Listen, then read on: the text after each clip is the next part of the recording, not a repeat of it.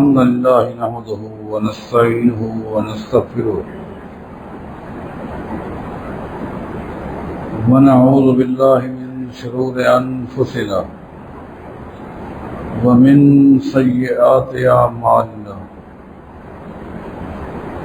من يهده الله فلا مضل له ومن يضلل فلا هادي له وأشهد أن لا إله إلا الله وحده لا شريك له وأشهد أن محمدا عبده ورسوله من يطع الله ورسوله فقد رشد واهتدى ومن يعص الله ورسوله فقد ضل وغوى أما بعد فإن خير الحديث كتاب الله وخير الهدي هدي محمد صلى الله عليه وسلم وشر الأمور محدثاتها وكل محدثة بدعة وكل بدعة ضلالة وكل ضلالة في النار. أعوذ بالله من الشيطان الرجيم. بسم الله الرحمن الرحيم. يا أيها الذين آمنوا لا تقدموا بين يدي الله ورسوله واتقوا الله إن الله سميع عليم.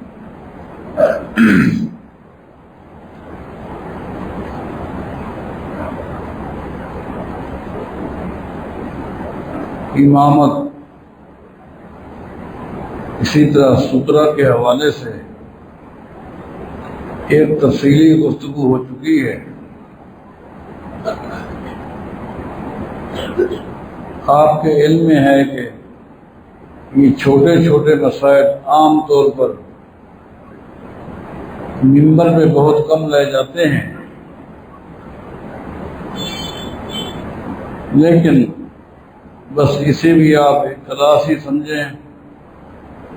ترتیب کے ساتھ ان مسائل پر تفصیلی گفتگو آپ بھائیوں اور بہنوں کے سامنے رکھ رہا ہوں تاکہ ان مسائل کا علم لازمی ہے.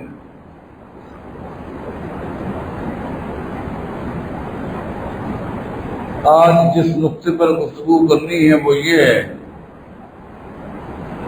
کہ جس وقت کسی بھی فرض نماز کے لیے اقامت ہو جائے تو کیا اقامت کے ہو جانے کے بعد اس فرض نماز کے علاوہ کوئی اور نماز پڑھی جا سکتی ہے یا نہیں؟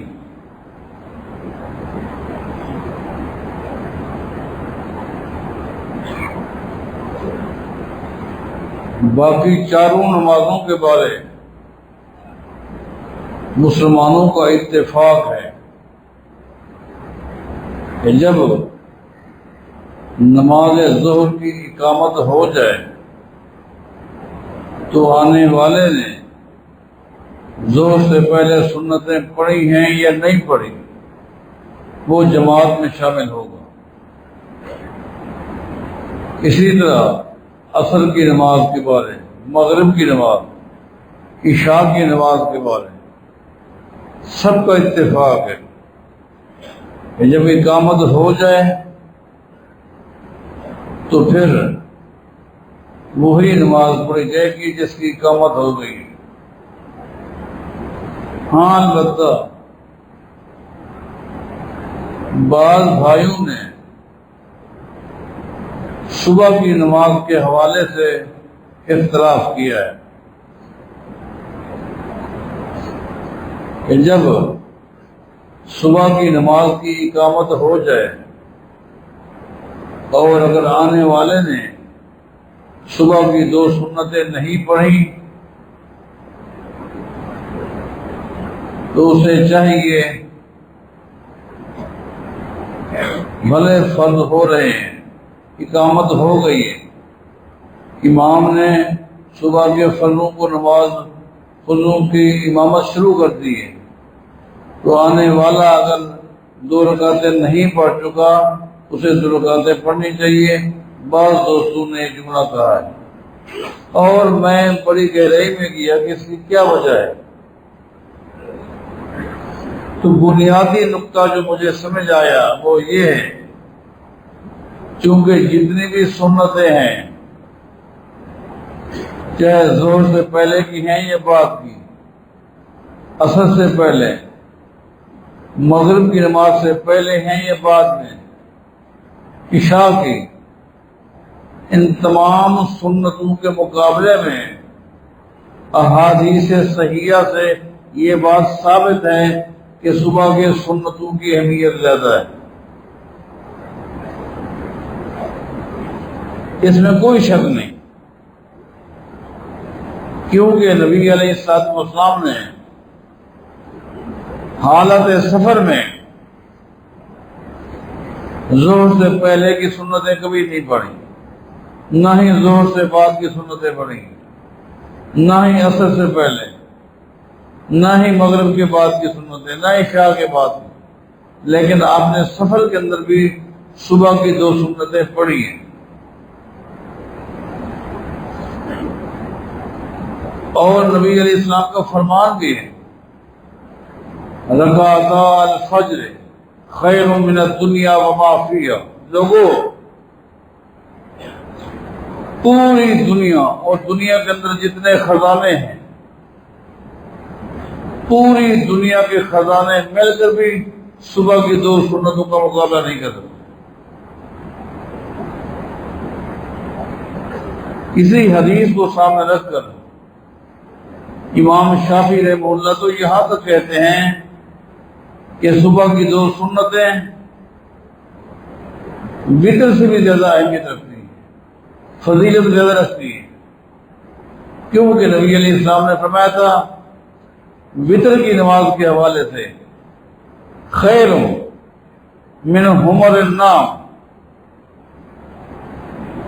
سرخ اونٹ عرب کے اندر سب سے قیمتی تھے، سب سے قیمتی۔ آپ اندازہ لگائیں کہ سرخ اونٹ ملنے میں نہیں تھا، بہت کم لوگوں کے پاس سرخ اونٹ ہوا کرتا تھا، حمر النعم۔ سیدنا عمر رضی اللہ تعالیٰ عنہ کے بارے آتا ہے، ایک شخص نے ان کو سرخ اونٹ دیا، سیدنا عمر رضی اللہ تعالیٰ عنہ نے ارادہ کیا اس سال قربانی پہ اسی کو ڈار کروں گا۔ پھر نبی علیہ السلام سے پوچھا کہ ایک آدمی مجھے اس اونٹ کے 300 دینار دینے کے لیے تیار ہے، 300 دینار، دینار سونے کا ہوتا تھا، اور ان دنوں 18 سے 20 دینار کا ایک بہترین اونٹ ملتا تھا، 18 سے 20 دینار کا ایک قیمتی اونٹ ملتا تھا، لیکن یہ تھا حمر النعم، سرخ اونٹ، جس کی سواری کی اپنی مثال ہے وغیرہ۔ تو سیدنا عمر نے نبی علیہ السلام سے پوچھا، ایک آدمی 300 دینار دے رہا ہے، اگر میں اس کو بیچوں اور اونٹوں کا میرے پاس ایک ریوڑ بن جائے گا، بہت بڑی تعداد میں اونٹ بن جائیں گے، پھر آپ کے حکم سے جو چاہوں گا وہ کر لوں گا، بہت سارے غریبوں تک گوشت پہنچ جائے گا، بھی 15-20 اونٹ مل جائیں گے، 15-20 اونٹ کا گوشت کہاں اور کہاں ایک اونٹ کا گوشت۔ نبی علیہ الصلوۃ والسلام نے فرمایا، عمر جو تو نے نیت کی ہے اس پر عمل کرو، کسی کو ہی نہ کرو، اللہ کے راستے میں قیمتی چیز نہ کی جاتی ہے۔ تو نبی علیہ السلام نے فرمایا، لوگوں یہ جو وتر کی نماز ہے، تم صرف اونٹ جو تلاش کرتے ہو اور جس کے پاس ہے وہ کتنا خوش ہوتا ہے، اس سے کہیں زیادہ قیمتی یہ وتر کی نماز ہے۔ تو امام شافعی فرمایا کرتے تھے وتر کی نماز کے لیے نبی علیہ السلام نے صرف اونٹ کا لفظ استعمال کیا ہے، اس سے بھی قیمتی ہے، جبکہ صرف اونٹ دنیا کی نعمتوں میں سے ایک نعمت ہے، جبکہ صبح کی 2 رکعتوں کے بارے فرمایا خیر من الدنیا وما فیہا، پوری دنیا اور دنیا کے تمام خزانوں سے بہتر یہ 2 رکعتیں۔ اس کا مطلب یہ ہوا یہ 2 رکعتیں زیادہ اہمیت رکھتی ہیں، پر ان کا یہ ذاتی اتحاد تھا، جبکہ جمہور کا موقف اس کے برعکس ہے۔ تو چونکہ یہ احادیث ہیں صبح کی 2 رکعتوں کی اہمیت کے حوالے سے، فضیلت کے حوالے سے، ایک سفر پر نبی علیہ السلام نے فرمایا تھا رات کا ایک حصہ ہو چکا ہے، دشمن کا بھی خطرہ ہے، ہم سارے تو جاگ نہیں سکتے اور سارے سو گئے تو بھی مناسب نہیں ہے، تو کوئی ہے جو رات کو پہرا دے، رات کو جاگے، اور اگر کوئی خطرہ محسوس ہو تو وہ اطلاع دے۔ تو سیدنا بلال نے کہا میں حاضر ہوں۔ تمام صحابہ رات کو سو گئے، سیدنا بلال رضی اللہ تعالیٰ عنہ رات بھر جاگتے رہے۔ جب صبح کا وقت ہوگا اذان بھی دوں گا، ان کو جگا دوں گا۔ ابھی اذان کا وقت نہیں ہوا تھا، سیدنا بلال کھڑے چلتے چلتے تھک گئے، حتیٰ کہ اونٹ کے کچاوے کے ساتھ ٹیک لگا کر بیٹھ گئے۔ جو ہی بیٹھے آنکھ لگے، انسان ہے، آنکھ لگ گئی، باقی تو سب سوئے ہوئے، نبی علیہ السلام بھی سوئے ہوئے۔ حتیٰ کہ حدیث میں آتا ہے سورج نکل گیا، سورج کی شعاعیں جب اس وقت کائنات کے امام محمد الرسول اللہ صلی اللہ علیہ وسلم کے چہرے پہ پڑی تو آپ ایک دم اٹھے اور دیکھا کہ بلال سویا ہوا ہے۔ آپ نے فرمایا یا بلال این ما قولت، تو نے کیا وعدے کیے تھے، تیرے وعدے کہاں گئے؟ اب نبی علیہ السلام یہاں پر شیطان کا حملہ ہو گیا، صبح کی ہماری نماز قضا ہو گئی، اب اس علاقے کو چھوڑ دو۔ آگے چل کر نبی علیہ السلام نے فرمایا بلال اذان دو۔ پھر نبی علیہ السلام نے اس سفر میں بھی 2 رکعتیں سنتیں پڑھی، اس کے بعد جماعت کرائی۔ تو چونکہ سفر میں حضر میں نبی علیہ السلام نے کبھی بھی صبح کی 2 سنتیں نہیں چھوڑی، آپ نے پڑھی ہیں، امت کو بھی پڑھنے کا حکم دیا۔ اسی وجہ سے احناف نے کہا کہ اگر صبح کی نماز کے لیے اقامت ہو جائے تو صبح کی نماز فرض بھلے ہو رہی ہو لیکن آنے والا پہلے 2 سنتیں پڑھے گا، اور آپ دیکھتے ہیں کہ وہ آج تک اس عمل میں قائم ہے۔ جبکہ ہم فقیر کہتے ہیں دیکھنا یہ چاہیے کہ نبی علیہ السلام کا کیا فرمان ہے۔ بار بار یہ چھوٹے چھوٹے مسائل آپ بھائیوں اور بہنوں کے سامنے رکھ رہا ہوں، لیکن ساتھ ساتھ اس بات پر زور دے رہا ہوں ہمیں ہر مسئلے میں نبی علیہ السلام کی اتباع کو مضبوط رکھنا چاہیے۔ دین صرف و صرف نبی علیہ السلام کی اتباع کرنا، جو عمل نبی علیہ السلام کی اتباع سے خارج ہے یوں سمجھو وہ دین سے خارج، چاہے وہ نماز ہو، چاہے وہ روزہ ہو، چاہے وہ حج ہو، کوئی بھی عمل ہو جو نبی علیہ السلام کی اتباع سے خارج ہے وہ دین سے خارج۔ اب آئیے ہم دیکھتے ہیں کہ نبی علیہ السلام کا فرمان کیا ہے۔ نبی علیہ السلام کا فرمان ہے اذا اقیمت الصلاۃ فلا صلاۃ الا المکتوبہ۔ لوگوں جب کسی بھی فرض نماز کی اقامت ہو جائے، اس اقامت کے ہو جانے کے بعد کوئی نماز نہیں ہوتی سوائے فرض نماز۔ اذا اقیمت الصلاۃ فلا صلاۃ الا المکتوبہ. یہ حدیث صحیح مسلم میں، ابو داؤد میں، ترمذی میں، نسائی میں، ابن ماجہ میں، مسند احمد کے اندر موجود ہے کہ جب اقامت ہو جائے، اذا اقیمت الصلاۃ، جب اقامت ہو جائے، فلا صلاۃ، اب کوئی نماز نہیں ہوتی، الا المکتوبہ، سوائے فرض نماز. بلکہ مسند احمد کے اندر یہ الفاظ ہیں الا التی اقیمت، جب اقامت ہو جائے اس نماز کے علاوہ کوئی نماز نہیں ہوتی جس کی اقامت کہی گئی ہے. یہ حدیث بھی اس بات پر دلالت کرتی ہے کہ جب اقامت ہو جائے تو پھر کوئی نماز نہیں ہوتی. جہاں ظہر سے پہلے کی سنتیں نہیں ہوتی، عصر سے پہلے کی سنتیں نہیں ہوتی، مغرب سے پہلے کی 2 رکعتیں جو پڑھتے وہ نہیں پڑھ سکتا، عشاء سے پہلے کی 2 رکعتیں جو پڑھتا ہے وہ نہیں پڑھ سکتا. اسی طرح فضیلت اپنی جگہ، فضیلت کا چیپٹر الگ ہے، کسی چیز کی اہمیت کا چیپٹر الگ ہے، لیکن جس وقت صبح کی نماز کے لیے اقامت ہو جائے اس وقت صبح کی 2 سنتیں نہیں ہوتی. بلکہ اسی حدیث کو کئی اور محدثین نے، کئی ایک محدثین نے جہاں یہ بیان کیا ہے وہاں الفاظ یہ بھی ہیں اذا اقیمت الصلاۃ فلا صلاۃ الا المکتوبہ.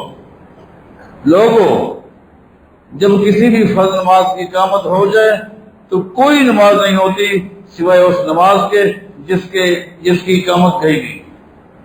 تو صحابہ کرام نے صبح کی ان سنتوں کو، اہمیت کو سمجھ کر پوچھا، یا رسول اللہ، اے اللہ کے رسول، ولا رکعت الفجر، ولا رکعت الفجر، کیا جب اقامت ہو جائے تو کیا صبح کی 2 سنتیں بھی نہیں ہو سکتی؟ قالا، نبی علیہ السلام، ولا رکعت الفجر، جب اقامت ہو جائے صبح کی 2 سنتیں بھی نہیں ہو. اگرچہ اس میں ایک راوی ہے مسلم بن خالد، بعض نے ان پر کلام کی ہے، لیکن امام ابن حبان نے ان کو ثقہ بھی کہا ہے اور اپنی صحیح ابن حبان کے اندر ان سے روایت بھی لی. بلکہ میں آپ کو ایک اور حدیث سناؤں، وہ صحیح مسلم ہے. نبی علیہ الصلوۃ والسلام نماز پڑھانے کے لیے آپ داخل ہو گئے، آپ کو دیکھ کر مؤذن نے اقامت کہی، اقامت ہو گئی. اقامت کے ہو جانے کے بعد نبی علیہ السلام کی نگاہ ایک آدمی بھی پڑی جو سنتیں پڑھ رہا تھا. اقامت کے ہو جانے کے بعد سنتیں پڑھ رہا تھا.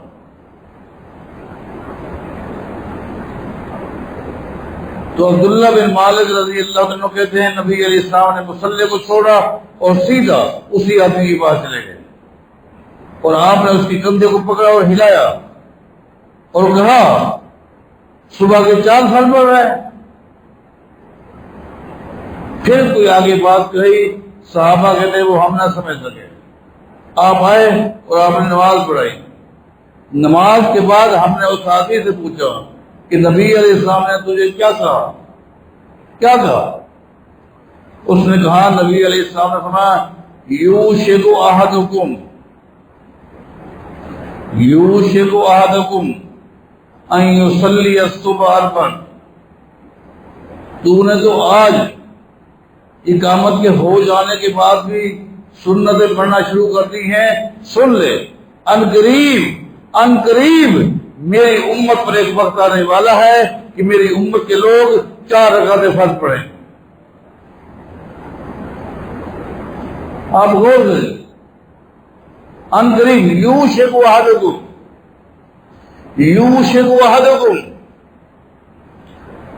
ان یصلی الصبح 4.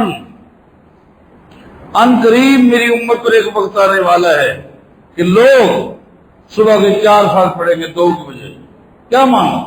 مانا یہ کہ چونکہ اقامت کے ہو جانے کے بعد کوئی نماز نہیں ہے سوائے فرض کے، تو اقامت کے بعد جو 2 رکعت سنتیں پڑھتا ہے، اس کا مطلب یہ 2 بھی فرض ہے اور وہ اگلے بھی 2 فرض ہے، کیونکہ اقامت کے بعد کوئی نماز نہیں، اقامت کے بعد جو 2 رکعتیں پڑھتا ہے، اس کا معنی یہ بندہ 4 فرض پڑھ رہا ہے۔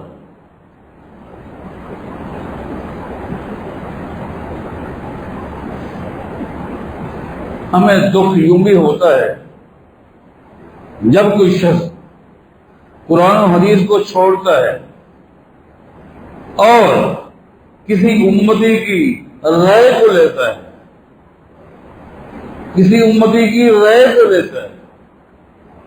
تو رائے میں غلطی کے امکانات ہیں،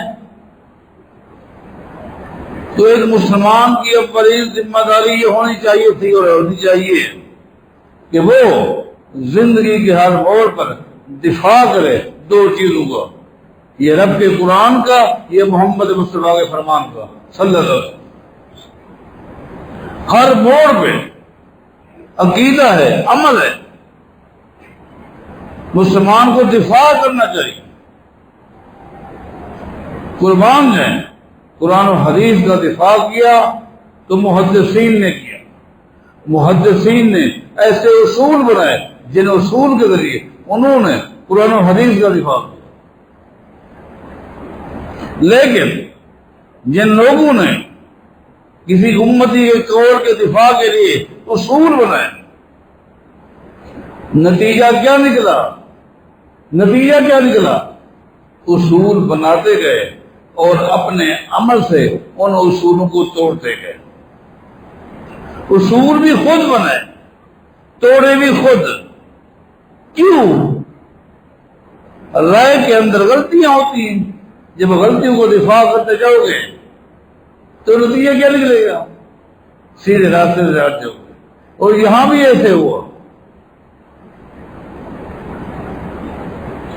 کیسا عجیب دفاع کرو قرآن و حدیث کا۔ اب دیکھیے نبی علیہ السلام کو فرمان ہے، اذا جاء احدکم، جمعہ کے دن تم میں سے کوئی شخص جب جمعہ کے لیے اس وقت ہے، والامام یخطب، کہ امام خطبہ دے رہا ہو، یہ عام حکم ہے، مرد بھی سنیں عورتیں بھی سنیں، فرمایا کہ تم میں سے کوئی شخص جب جمعہ کی نماز پڑھنے کے لیے اس وقت ہے جب امام خطبہ دے رہا ہو، فلا یجلس حتی یصلی رکعتین، تو 2 رکعت پڑھنے سے پہلے وہ نہیں بیٹھ سکتا۔ اب ہمارا عمل ہونا چاہیے کہ نبی علیہ السلام کا فرمان ہے کہ جب تم میں سے کوئی مسجد میں اس وقت ہے جب خطیب جمعہ کا خطبہ دے رہا ہو تو بیٹھنے سے پہلے وہ 2 رکعتیں پڑھے، ہمیں پڑھنی چاہیے۔ اس میں عافیت ہے، اسی میں راحت ہے، اسی میں نجات ہے۔ اب امتی سے غلطی ہو گئی، اب انہوں نے کہا کہ نہیں پڑھ سکتے، بیٹھ جانا چاہیے۔ اب اس امتی کی رائے کے دفاع کے لیے ایک قانون بنا دیا، خود ساختہ قانون کیا بنایا؟ قانون یہ بنایا کہ جو کچھ امام صاحب نے کہا ہے بالکل صحیح کہے۔ اصل میں بات یہ ہے کہ 2 رکعتیں پڑھنا سنت ہے اور خطبہ سننا فرض ہے، فرض کے ہوتے ہوئے سنت نہیں ہوتی، یہ ایک اصول بنا دیا۔ امام کے قول کا دفاع ہو گیا کہ 2 رکعتیں نہیں پڑھ سکتا، کیوں؟ 2 رکعتیں پڑھنا سنت ہے اور خطبہ سننا فرض ہے، فرض کے ہوتے ہوئے سنت کیسے پڑھے؟ حالانکہ اس طرح کا قانون نہیں بنانا چاہیے۔ دیکھیں صاحب شریعت محمد رسول اللہ صلی اللہ علیہ وسلم فرما رہے ہیں ناطق وحی صاحب شریعت صلی اللہ علیہ وسلم فرما رہے ہیں جب تم میں سے کوئی آئے بہن نے پہلے 2 رکعت پڑھنی چاہیے. نعوذ باللہ ناطے کہ وہی کا فتویٰ غلط ہو سکتا ہے. سامنے سننے والے صحابہ کرام ہیں. کسی نے کہا اے اللہ کے رسول صلی اللہ علیہ وسلم آپ فرما رہے ہیں بیٹھنے سے پہلے 2 رکعتیں پڑھیں، تو وہ تو سنت ہیں، خطبہ تو فرض ہے، فرض کے ہوتے ہوئے سنت کیسے؟ نہیں، یہ ہے اتباع. آپ نے فرما دیا عمل، سمعنا وأطعنا، یہ ہے دین.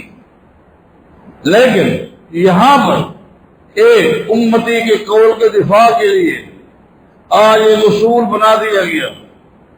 لہذا جب خطیب خطبہ دیتا ہے جو آتا ہے خاموشی کے ساتھ گھٹنے لے کر بیٹھ جاتا ہے. آپ نے یہی دیکھا خطبہ سن رہا ہے، سنت نہیں پڑھ رہا. یہاں پر بھی جہاں امام قول کا دفاع ہے، قول امام کا دفاع ہے، وہاں میرے پیغمبر کی مخالفت بھی ہے. فَلْيَحْذَرِ الَّذِينَ يُخَالِفُونَ عَنْ أَمْرِهِ أَن تُصِيبَهُمْ فِتْنَةٌ أَوْ يُصِيبَهُمْ عَذَابٌ أَلِيمٌ. جبکہ پیغمبر کی مخالفت سے رک جاؤ اور جان بوجھ کر میرے پیغمبر کی مخالفت کرو گے. وَمَن يُشَاقِقِ الرَّسُولَ مِن بَعْدِ مَا تَبَيَّنَ لَهُ الْهُدَىٰ وَيَتَّبِعْ غَيْرَ سَبِيلِ الْمُؤْمِنِينَ نُوَلِّهِ مَا تَوَلَّىٰ وَنُصْلِهِ جَهَنَّمَ وَسَاءَتْ مَصِيرًا. آپ کو تو ایک ہی حکم ملا ہے، اتبعوا ما انزل الیکم من ربکم ولا تتبعوا من دونه اولیاء قلیلا ما تذکرون. امام کے قول کے دفاع کے لیے پیغمبر کی اتباع کو ترک کیا، حدیث کو چھوڑا. 12 گھنٹے نہیں گزرے، 12 گھنٹے نہیں گزرے، آپ نے اپنے بنائے ہوئے اصول کو توڑ دیا. آج صبح کی نماز کے لیے اقامت ہو چکی، امام صبح کی نماز پڑھا رہا ہے اور آپ ایک کونے میں سنتیں پڑھ رہے ہیں. اب اس سے کون پوچھے؟ آپ نے کل قانون بنایا تھا کہ فرض کے ہوتے ہوئے سنت نہیں ہوتی، اب فرض کے ہوتے ہوئے سنت کیسے ہو رہی؟ خود قانون بناتے ہو، خود توڑتے ہو. اللہ کے لیے پیغمبر کی مخالفت سے بات آ جائے. ایک تو پیغمبر کی یہاں بھی مخالفت ہے، آج بھی مخالفت، کل بھی مخالفت. آپ کو پتہ نہیں ہے امام احمد بن حنبل رحمہ اللہ کی جو کتاب ہے مسند احمد، آپ کو پتہ ہے یہ کتنی بڑی کتاب ہے حدیث کی؟ یہ در حقیقت حدیث کی 6 کتابوں کا مجموعہ ہے. 6 حدیث کی کتابوں کا مجموعہ مسند احمد ہے. تو 6 کون سی کتابیں ہیں؟ بخاری، مسلم، ابو داؤد، ترمذی، نسائی، ابن ماجہ. ان 6 حدیث کی کتابوں کا مجموعہ مسند احمد. حتیٰ کہ محدثین کا اس بات پر اتفاق ہے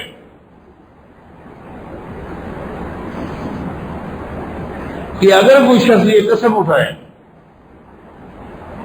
کہ مجھے یہ 6 حدیث کی کتابیں زبانی یاد ہے اور اس کو مسند احمد یاد ہو، اس نے کبھی یہ کتابیں دیکھی بھی نہ ہو لیکن ان کو مسند احمد یاد ہو، وہ قسم کا کفارہ دے، یہ سچی قسم ہے. تو بال اتفاق کہا وہ قسم کا کفارہ نہیں دے گا، وہ سچا ہے، اس لیے کہ جتنی حدیثیں مسند احمد میں ہیں وہی حدیثیں ان 6 کتابوں میں. یہ امام احمد بن حنبل نے اپنے شاگرد سے، صالح سے، اسی طرح اپنے بیٹے عبداللہ سے لکھوائی ہیں اور املا خود کروایا ہے. املا کرواتے گئے، کاتب لکھتا گیا. ایک حدیث ایسی، ایک حدیث مسند احمد کے اندر ایک حدیث ایسی ہے. سنو میرے بھائیوں، میری بہنوں، جب اس حدیث کو لکھنے کی باری آئی تو امام احمد بن حنبل نے کاتب سے اوراق بھی لے لیے، رجسٹر لے لیا اور قلم بھی لے لیا اور کہا یہ حدیث میں خود اپنے ہاتھ سے لکھوں گا۔ میرا دل کرتا ہے کہ اس حدیث کو میں اپنے ہاتھ سے لکھوں۔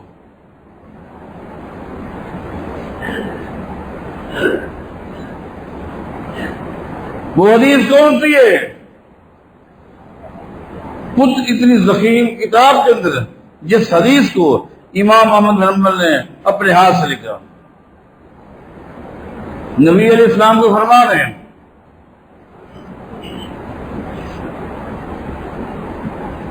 قیامت کے دن ایک شخص آئے گا، جب اللہ کے سامنے پیش ہوگا، اس کے دور کے تمام لوگ اس کی سفارش کریں گے، یہ دیندار تھا، یہ اچھا تھا۔ والدین بھی اس کی سفارش کریں گے، علاقے کے وڈیرے بھی کہیں گے یہ اچھا تھا۔ دیندار لوگ اس کی سفارش کریں گے، سب سفارشی ہوں گے، لیکن اس کے نامہ اعمال میں لکھا ہوگا اس میں ایک خامی تھی، ایک ہی خامی تھی، یہ محمد مصطفیٰ کا نافرمان تھا۔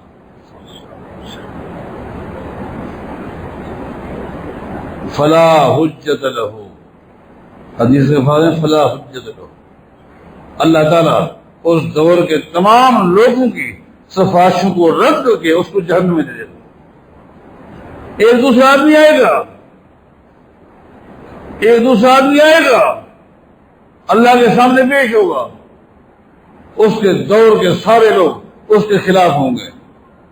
ماں باپ بھی کہیں گے یہ ہمارا نافرمان تھا، علاقے کے وڈیرے کہیں گے یہ ہمارا نافرمان تھا، علاقے کے لوگ کہیں گے یہ غلط تھا، سب کہیں گے، لیکن اس کے نامہ اعمال میں لکھا ہوگا یہ سب کی نافرمانی کرتا تھا۔ اگر زندگی میں اس نے کبھی نافرمانی نہیں کی تو محمد مصطفیٰ کی نہیں کی۔ فلا حجت علیہ، تو سب کی باتوں کو رد کر کے اللہ اس کو جنت بھیجے۔ فکر کرو، نبی علیہ السلام کی اتباع کی، دفاع کرو نبی علیہ السلام کی سیرت کی، دفاع کرو قرآن کا، دفاع کرو حدیث کا۔ اور یہ تر امتیاز ہم فقیروں کا ہے۔ ہمیں پتہ ہے آج دنیا ہم سے خفا ہے، دنیا ہم سے ناراض ہے، بہت کچھ ہمارے بارے کہا جاتا ہے، لیکن ہم ہر چیز کو چھوڑ سکتے ہیں، لیکن نہ قرآن کو چھوڑ سکتے ہیں نہ حدیث کو چھوڑ سکتے ہیں۔ اب انہوں نے کل اصول بنایا، آج اپنے بنائے ہوئے اصول کو توڑ دیا۔ کل بھی اصول کیوں بنایا؟ امتی کے قول کے دفاع کے لیے، آج بھی، اور زندگی بھر امام کے اقوال کا دفاع کرتے کرتے رہے۔ یہی بات مولانا انور شاہ کشمیری دنیا سے چلا گیا، احناف کا ایک عظیم عالم دین تھا، اللہ اسے راضی ہو جائے، اللہ اسے معاف کر دے۔ اس قدر دعائیں میں کیوں کر رہا ہوں؟ انہوں نے ایک دن روتے ہوئے کہا تھا، رو رہا تھا، جب پوچھا گیا آپ کیوں رو رہے ہیں؟ کہا اس لیے رو رہا ہوں کہ ساری زندگی میری گزری امام صاحب کے اقوال کا دفاع کرتے کرتے، سوچ رہا ہوں کل قیامت دن محمد مصطفیٰ کو کیا منہ دکھاؤں گا۔ آج میں سوچ رہا ہوں مجھے دفاع کرنا چاہیے تھا نبی علیہ السلام کی سیرت کا، میں دفاع کرتے کرتے بوڑھا ہو گیا، کس کا؟ امام صاحب کے اقوال۔ چلو بڑھاپے بھی صحیح، انہیں احساس ہو گیا،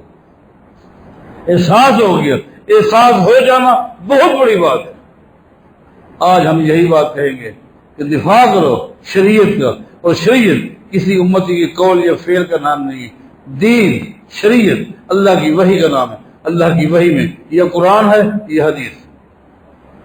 اب یہاں پر بھی ایک ذہن میں بات آ گئی کہ 2 رکعتیں ہم نے پڑھنی، اب اس کے لیے کیا کرے؟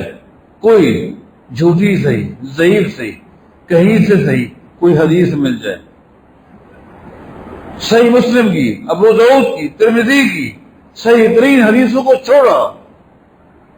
سنن بہقی کے حوالے سے ایک روایت پیش کی،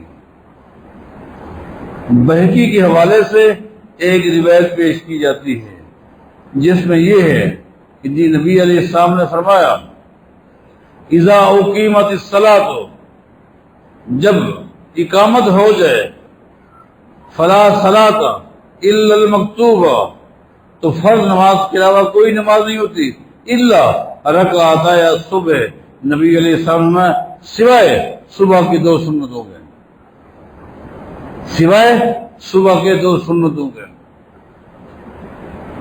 بہقی کا حوالہ دیا، یار عوام تو بیچارے عوام ہیں، ہر آدمی تھوڑا بہقی پڑھتا ہے، ہو سکتا ہے کہ اکثر نے بہقی دیکھی بھی نہ ہو۔ امام بہقی 5ویں صدی ہجری کے محدث ہیں، قربان جائیں امام بہقی نے اس روایت کو پیش کیا کیونکہ اس دور میں اس طرح کی گھڑی ہوئی روایت کو پیش کیا جا رہا تھا۔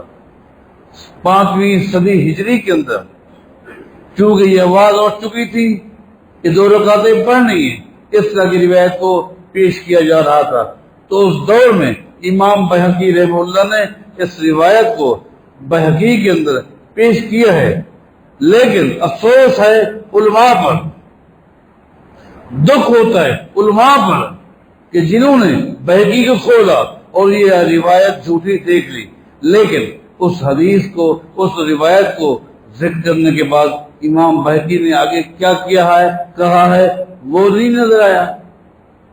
امام بہقی نے جہاں اس روایت کو ذکر کیا ہے اس کے آگے کچھ اور بھی تو لکھا ہے، کچھ اور بھی تو لکھا ہے، وہ نظر نہیں آیا۔ کیا مننا نہیں کل قیامت دن اللہ کو کیا حساب دو گے؟